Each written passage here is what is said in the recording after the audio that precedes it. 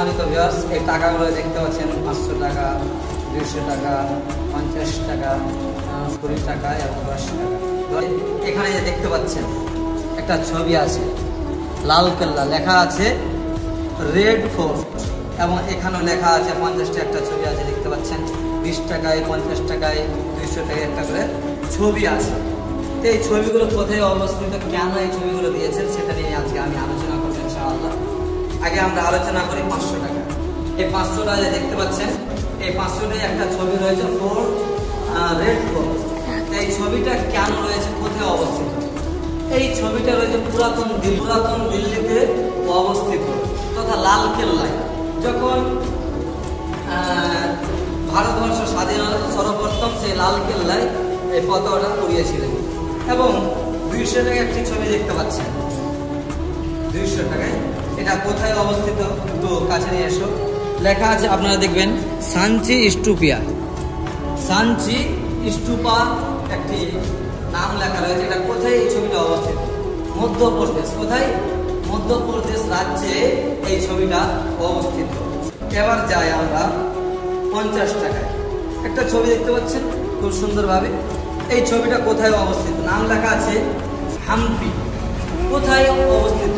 কর্ণাটক। একটা রাজ্য আছে, সেই রাজ্যটার নাম হচ্ছে কর্ণাটক। সেই কর্ণাটকে এই ছবিটা রয়েছে। এটা হচ্ছে মন্দির একটা, ঠিক আছে। এবার যাই 20 টাকায়। এই দেখেন একটা ছবি দেখতে পাচ্ছেন, এই ছবিটার নাম লেখা আছে এলোরা ক্যাব। এলোরা ক্যাব, এই ছবিটা কোথায় অবস্থিত? কোথায়? মহারাষ্ট্র। কোথায়? মহারাষ্ট্র একটা রাজ্য, সে রাজ্যে এই ছবিটা অবস্থিত, সেখানকার এটা ছবি। এবং 10 টাকায় যে ছবিটা রয়েছে, 10 টাকায় যে ছবিটা রয়েছে, সেই ছবিটার নাম হচ্ছে কি লেখা আছে? সান টেম্পল কর্নার, মানে উড়িষ্যা রাজ্যে এই ছবিটা অবস্থিত। এই ছবিগুলো কেন দিয়েছেন? অনেক ইতিহাস রয়েছে। লাল কেল্লা এবং উড়িষ্যা, কর্ণাটক, মহারাষ্ট্র, এই ছবিগুলো কেন দেওয়া হয়েছে? এই ছবিগুলোর ইতিহাস অনেক। সেটা হচ্ছে যে যখন মুসলিম সমাজ বা যারা এই দেশকে স্বাধীন করেছেন, তারা অনেক পরিশ্রম দিয়েছেন, সেই জায়গায় অনেক কথা বলেছেন, সেই জন্য সেই ছবিগুলো তোলা হয়েছে। এবং এটার নাম কি জানেন? এই মানুষটার নাম কি? মহাত্মা গান্ধী। তো কেন ওর নামটা কেন টাকে উঠলো? কেন?